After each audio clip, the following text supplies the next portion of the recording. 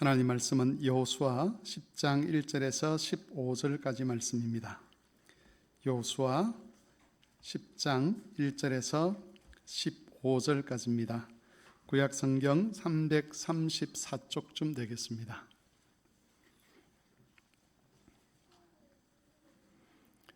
여호수아 10장 1절에서 15절까지 말씀을 한 절씩 교독을 하겠습니다. 그때에 여호수아가 아이를 빼앗아 진멸하되 여리고와 그 왕에게 행한 것 같이 아이와 그 왕에게 행한 것과 또 기브온 주민이 이스라엘과 합친하여 그 중에 있다함을 예루살렘 왕 아도니세덱이 듣고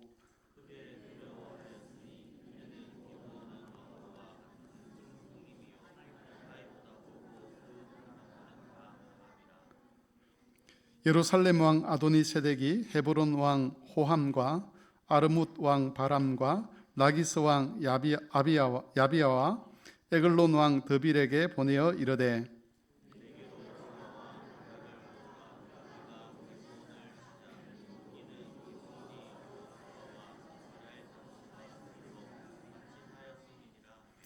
아모리 족속의 다섯 왕들 곧 예루살렘 왕과 헤브론 왕과 야르뭇 왕과 라기스 왕과 에글론 왕이 함께 모여 자기들의 모든 군대를 거느리고 올라와 기브온에 대진하였고 싸우니라.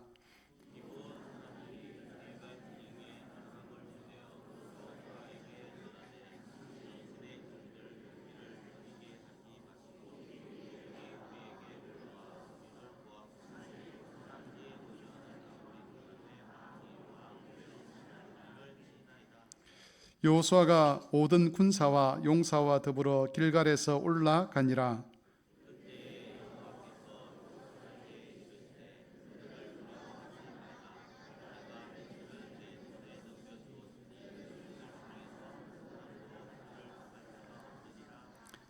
여호수아가 길갈에서 밤새도록 올라가 갑자기 그들에게 이르니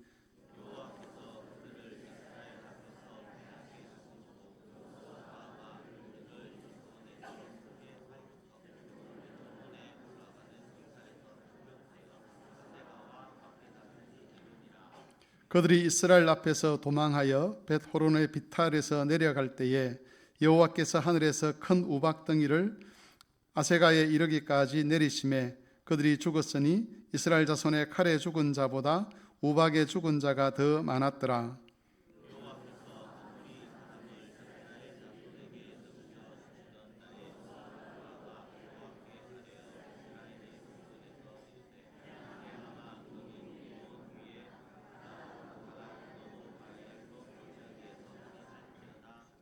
태양이 머물고 달이 멈추기를 백성이 그 대적에게 원수를 갚기까지 하였느니라. 야셀의 책에 태양이 중천에 머물러서 거의 종일토록 속히 내려가지 아니하였다고 기록되지 아니하였느냐.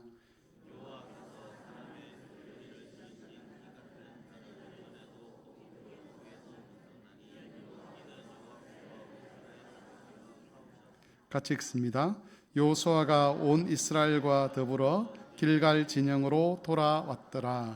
아멘. 너는 시냇가에 심은 나무라. 찬송하겠습니다.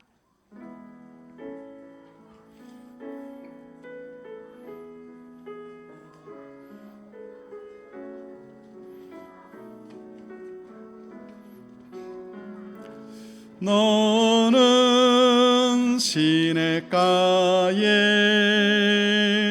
심은 나무라. 하나님의 사랑 안에 믿음 뿌리 내리고 주의 뜻대로 항상 살리라.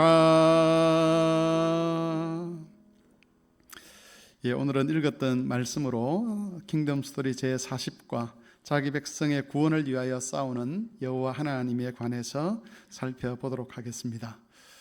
성경에 기록된 하나님의 역사는 하나님의 모든 것을 다 기록한 것은 아닙니다. 특별히 하나님께서 어떤 분이신가를 어떤 사건을 통해서 기록을 하시고 그것을 읽는 우리로 하여금 우리 삶에서 하나님이 어떻게 역사하는가를 되돌아보도록 하는 것이지요. 오늘 우리가 두 가지 주제로 살펴볼 것인데, 첫 번째는 자기 백성을 책임지시는 여호와, 그리고 두 번째는 자기 백성의 구원을 위하여 싸우시는 여호와, 이렇게 이 두 가지 주제인데, 자기 백성을 책임지신다는 것은 자기 백성을 돌보신다는 것이지요. 버리지 아니하시고 그 삶에 간섭하셔서 그들과 함께 하시고 하나님이 목적하신 것을 반드시 이루어낸다라고 할 때 자기 백성을 책임진다, 그렇게 표현을 합니다. 이 사건은 하나님께서 자기 백성에 대한 책임을 지고 계신다는 것을 우리에게 알려주심으로써 그것을 읽고 묵상하는 성도들로 하여금 하나님은 이런 하나님이구나, 그러니 나도 이런 하나님을 의지하고 살면 되겠구나라고 묵상하도록 하기 위함입니다.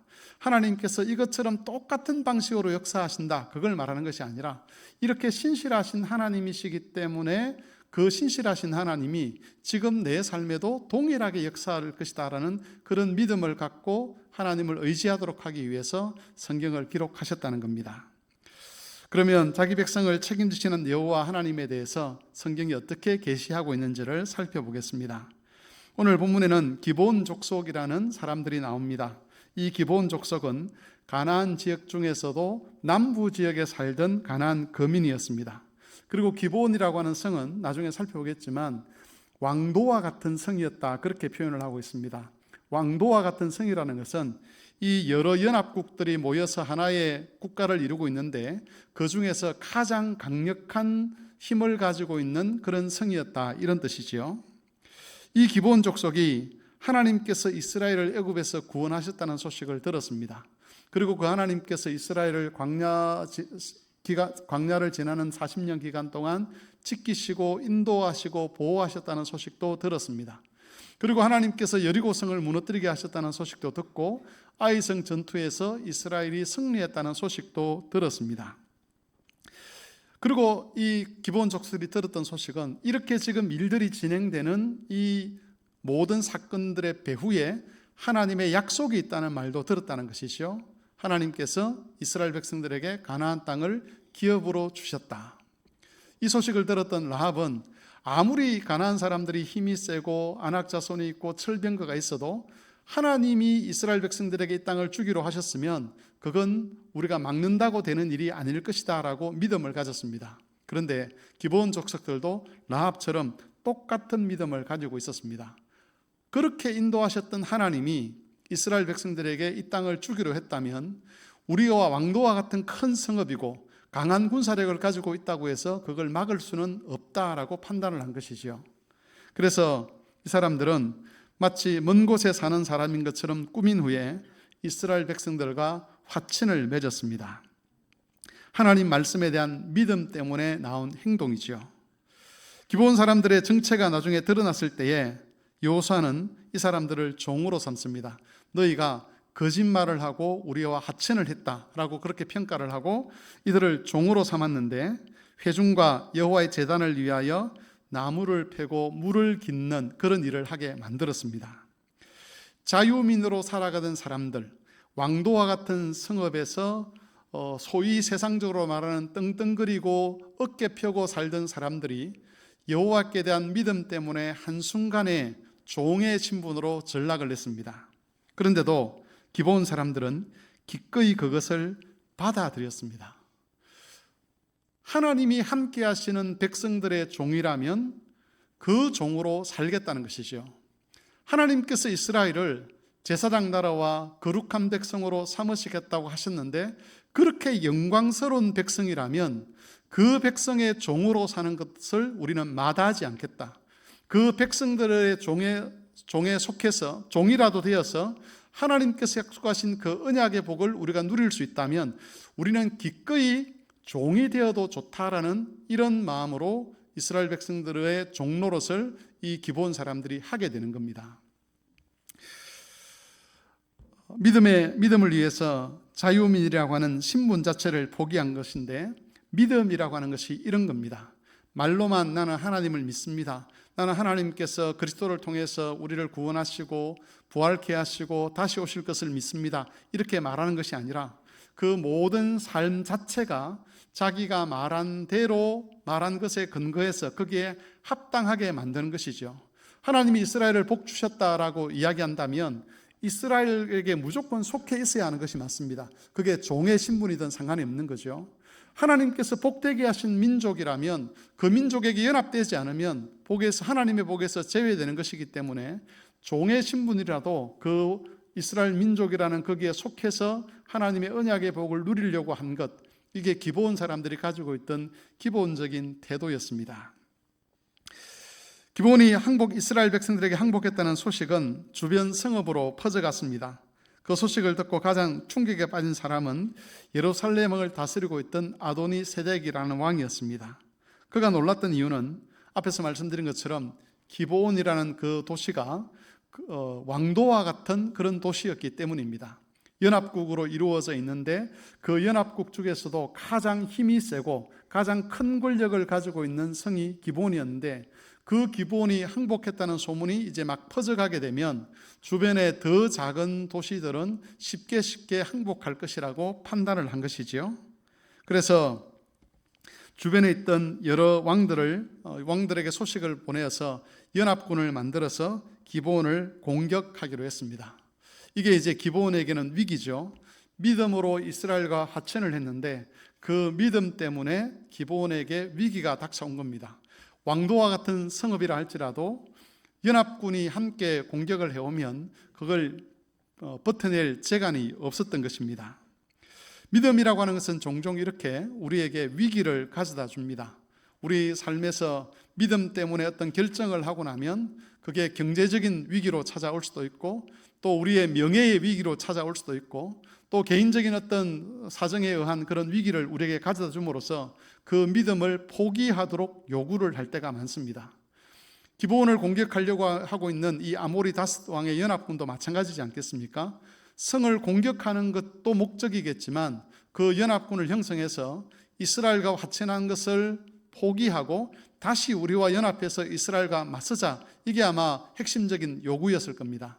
그런 위기가 닥치는 거죠. 믿음을 포기하라, 믿음의 선택을 내려놓아라라고 하는 그런 요청들이 들어오게 되는 것이고, 그런 요청들 앞에서 믿음의 길을 선택할 것인지 아니면 믿음을 포기하고 그들과 다시 옛날로 돌아갈 것인지를 선택하는 겁니다. 기브온은 믿음의 길을 선택했습니다. 그리고는 여호수아에게 이 소식을 전하고 도움을 요청하는 거죠. 만일 여호수아가 돕지 않는다면 기브온은 그 아모리의 다섯 왕 연합군에 의해서 멸망당할 수밖에 없는 그런 상황이었습니다. 여기서 우리의 주목을 끄는 것은 여호와께서 기브온 사람들을 외면하지 않으셨다는 겁니다. 원래 기브온 사람들은 하나님께 바쳐진 것이 되어서 멸망당해야 될 사람들이었습니다. 그런데 이들이 믿음으로 하나님 앞에 나왔을 때 하나님께서 이들을 이스라엘 백성들과 똑같이 여겨주셨다는 것이죠. 하나님 백성으로 여겨주신 것입니다. 그래서 여호수아를 향해서 올라가라고 명령하셨고, 이 나머지 아모리 연합군을 이스라엘에게 넘겨주시겠다고 그렇게 말씀하신 것인데, 이것은 기브온을 구원하라는 말씀이고, 기브온을 구원한다는 것은 기브온을 하나님의 백성으로 인정한다는 그런 뜻이었습니다. 이스라엘을 지키듯이 하나님은 기브온을 지키기를 원하셨습니다. 하나님은 믿음으로 하나님을 찾는 자들을 지키고 보호하십니다. 이 보호하심 덕분에 기브온은 이후에도 끝까지 하나님 백성으로 남아있게 됩니다. 역대하 끝부분에 가보면 이스라엘 백성들이 포로로 잡혀갔다가 잡혀간 사람들 중에서 하나님의 약속을 믿는 믿음의 사람들이 다시 가나안 땅으로 돌아오는 이야기가 있는데, 그때 이 기브온 사람들도 이스라엘과 함께 포로로 끌려갔다가 다시 예루살렘으로 돌아옵니다. 돌아올 때 어떤 신분으로 돌아오느냐 하면 여전히 종의 신분으로 돌아옵니다. 포로로 잡혀가서 돌아오지 않겠다라고 하면 바벨론에 남아있을 수도 있었습니다. 바벨론에 남아있으면 자유민으로 살아갈 수 있었습니다. 왜냐하면 이미 이스라엘은 망했고 그들은 바벨론에서 이스라엘과 함께 그저 패망한 나라의 백성이지만 자유민으로 인정을 받았기 때문에 바벨론에 계속 살았더라면 자유민으로 살 수 있었을 것인데, 이스라엘 백성들이 돌아올 때 함께 돌아오면서 동일하게 종의 신분으로 돌아온다는 겁니다. 성전을 위하여 물을 깃고 나무를 패는 그 일을 하게 되는 것입니다. 어떻게 기브온 사람들이 이렇게 끝까지 이스라엘 백성으로 남아 있을 수 있었는가? 그것은 하나님의 보호하심 때문이라는 겁니다. 우리가 이 말씀을 통해서 기억해야 될 것은 하나님께서 자기 백성들을 끝까지 책임지신다는 것이죠. 자기 백성을 끝까지 보호하신다는 겁니다. 믿음으로 하나님께 나오는 모든 사람들에 대한 하나님의 태도가 이러하다는 것을 성경은 우리에게 가르쳐주고 있습니다. 그래서 우리가 이 땅을 살아가면서 어떤 이러저러한 일들을 당하지만 그런 일들 중에서는 과연 하나님이 우리에게 신실한가를 되묻게 하는 그런 일들이 많지 않습니까? 그럼에도 불구하고 성경을 통해서 하나님께서 끊임없이 우리에게 알려주시고 싶은 것은 내가 너희를 책임지고 있다는 겁니다. 아무리 세상이 흔들리고 요동치고 우리의 삶을 위협하는 것이 있다 할지라도 하나님께서 우리를 버리지 아니하시고 우리를 향한 하나님의 뜻이 이루어지기까지 책임지실 것이라는 것을 이런 사건들을 통해서 하나님께서 우리에게 알려주시는 겁니다. 두 번째로 자기 백성의 구원을 위하여 싸우는 여호와 하나님에 관한 것입니다. 기브온이 도움을 요청했을 때 여호수아는 군대를 이끌고 길갈에서 기브온으로 올라갔습니다. 밤새 달려가죠. 이건 책임입니다. 이때 하나님께서는 아모리 연합군을 이스라엘 손에 넘겨주시겠다고 말씀하셨습니다. 여호수아 10장 8절을 보면 그들을 두려워하지 말라, 내가 그들을 내 손에 넘겨주었으니 그들 중에 한 사람도 너를 당할 자가 없으리라 라고 말씀을 해주셨습니다. 그야말로 밤새 달려서 기브온에 이르러 아모리 사람과 싸우게 되는데, 이때 아모리 사람과 싸운 것은 이스라엘 백성들만이 아니었다는 것을 성경은 우리에게 가르쳐주고 있습니다. 하나님께서 내가 아모리 사람들을 너희 손에 넘겼다라고 말씀만 하신 것이 아니라 하나님께서도 직접 그 싸움에 참여를 하셨습니다. 하나님께서 그 싸움에 참여하셨다는 건 두 가지로 증거가 나타나는 것이죠. 첫 번째는 하늘의 우박을 통해서 아모리 사람을 치신 일이었습니다. 이스라엘의 공격을 받은 아모리 사람들은 벳호로론이라고 하는 그 지역의 비탈길을 통해서 도망을 쳤는데, 이때 하늘에서 큰 우박덩이가 쏟아져 내렸습니다. 성경은 이스라엘 군사들의 칼에 의해 죽은 아모리 사람들보다 우박에 맞아 죽은 사람들이 더 많았다라고 그렇게 증언을 하고 있습니다. 하나님께서 이스라엘 백성들보다 더 분명하게 자기 백성을 위하여 대적들과 싸우셨다는 것을 이것을 통해 보여주는 겁니다. 그러면 어떤 분은 그렇게 하죠. 우리도 그러면 우리 대적을 위해서 기도하면 하늘에서 우박덩이가 떨어져서 그들을 죽일 수 있습니까? 글쎄 모르겠습니다. 하나님께서 뜻하시면 그런 일이 일어날 수 있는데, 그런 일이 너희가 기도하면 그런 일이 일어날 것이다, 그걸 우리에게 알려주시는 것이 아니라 앞에서도 말씀드렸죠. 하나님께서 이 사건을 통해서 어떤 분이신가를 아주 극적인 사건을 통해서 보여주심으로써 그 말씀을 묵상하는 자로 하여금 하나님께서 우리를 위하여 싸우신다는 것을 확신하도록 하기 위함인데, 필요하다면 그러실 수도 있겠죠. 그런데 우리가 필요로 하는 것하고 하나님께서 필요로 하는 것이 다를 경우에는 우리가 원하는 대로 되지는 않을 것이다, 그렇게 생각이 됩니다. 하나님께서 그 백성을 위하여 싸우신다는 두 번째 증거는 태양을 머물게 하신 것이었습니다. 완전한 승리를 눈앞에 둔 시점에서 이스라엘 백성들에게는 시간이 좀 더 필요했습니다. 만일 익숙하지 않는 지형에서 밤이 되어버린다면 승리를 완성하는 것이 어려워질 수도 있는 것이지요. 이때 여호수아는 태양과 달이 머물러서 지금 자리에 머물러서 계속해서 낮이 지속되도록 해달라는 기도를 하나님께 하게 됩니다. 사실 이런 기도는 사람의 상식에 전혀 맞지 않는 기도죠.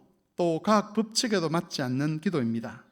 그럼에도 하나님께서는 여호수아의 기도를 들으시고 태양과 달을 하늘에 머물게 하셔서 이스라엘이 완전한 승리를 얻도록 도우셨습니다. 이것이 과학적 법칙에서 위배되는 것이 아닙니까? 이것은 어떻게 이루어질 수 있는 것입니까? 라고 묻는다면 사실 거기에 대해서는 우리가 할 수 있는 대답이 전혀 없습니다. 왜냐하면 이 사건에 대한 기록만 우리에게 보여주는 것이지 이게 어떤 원리로 이루어졌는가 하는 것을 성경은 계시하지 않기 때문에 그렇습니다. 분명한 것은 이스라엘의 승리를 위해서 하나님께서 자연 현상마저 통제를 하셨다는 것이죠. 이처럼 하나님께서 아모리 사람들과의 싸움에 직접 참여하셔서 자기 백성을 구원하셨습니다.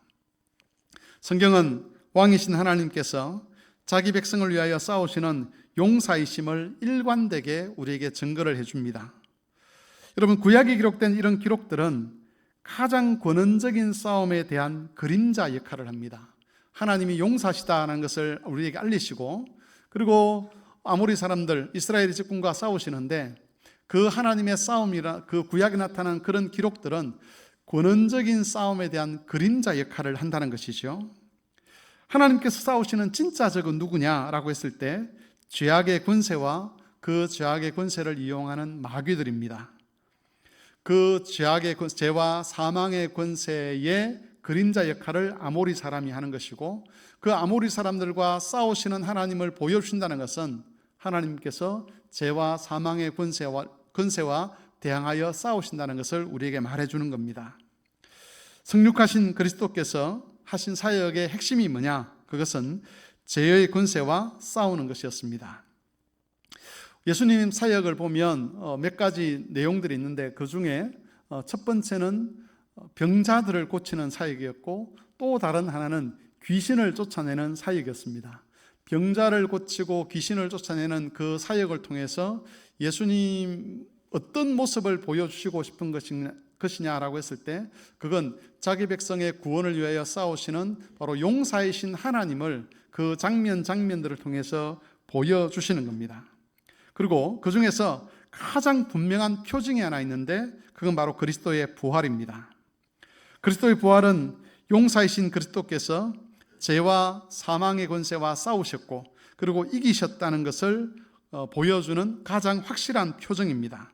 자기 백성의 구원을 위하여 하나님이 우리 구원을 방해하는 죄의 권세와 사망의 권세와 싸우셨는데 이기셨다는 것을 보여주는 가장 확실한 표정이 바로 부활이라는 것이죠.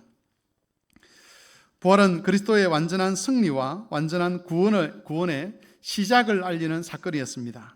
그리고 그 승리는 그리스도께서 재림하실 때 완성이 될 겁니다.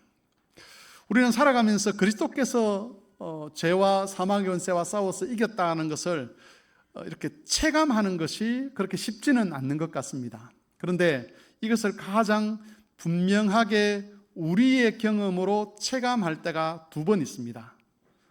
첫 번째는 우리가 죽는 순간입니다. 원래 사람들의 모든 죽음은 죄에 대한 심판으로서의 죽음입니다. 이것이 첫 번째 심판이죠. 그런데 그리스도인들에게 죽음은 더 이상 심판이 아니라는 것을 제가 몇 번이고 강조를 드렸습니다. 그것은 참 생명으로 들어가는 관문입니다. 그래서 죽음의 순간에 우리는 무엇을 경험하느냐 하면 영광을 경험하는 겁니다. 지금 우리가 이 땅에 살고 있는데 이 땅은 죄와 사망의 권세가 여전히 힘을 펼치고 있는 세상이죠. 그런데 죽음의 순간에 들어갈 때 우리는 더 이상 죄와 사망의 권세가 없는 새로운 영역으로 들어가게 됩니다. 그게 어떤 것인가 하는 것은 성경이 설명을 하고 있지 않기 때문에 저도 설명을 할 수 없습니다만은 우리는 죽음이라는 것을 통해서 전혀 다른 차원의 세상으로 들어가게 되는 것이죠. 그래서 믿지 않는 사람들은 죽음을 두려워합니다. 왜냐하면 미지의 세상이기 때문에, 뭐가 있을지 모르기 때문에. 그런데 거듭 말씀을 드리지만 성도에게 있어서 죽음은 가장 영광을 경험할 수 있는 극적인 순간이 된다는 것이죠. 예수를 믿는 것과 예수를 믿지 않는 것이 어떤 차이가 있느냐? 이 땅에서는 잘 알 수가 없습니다. 우리가 죄와 사망의 권세를 이긴 자라고 하는데 그게 어떤 것이냐? 이 땅에서는 경험하기가 쉽지 않습니다. 그런데 죽음의 순간에 우리는 그게 뭔지를 온몸으로 체험을 하게 될 겁니다. 영광스럽게 되는 자신을 그때 경험을 하는 것이죠. 그래서 성도에게 있어서 죽음은 비극이 아니라는 말씀을 제가 누누이 말씀을 드렸죠. 우리보다 먼저 떠난 성도들, 나이가 많아서 먼저 떠난 성도들도 있고 어린아이였을 때 떠나는 성도들도 있고 우리보다 젊은 사람이 먼저 떠난 경우들도 있지만 남아있는 우리에게는 그게 그들과 이별이 슬픔이지만 그들은 그 죽음을 통하여 영광에 들어가 있는 것이죠.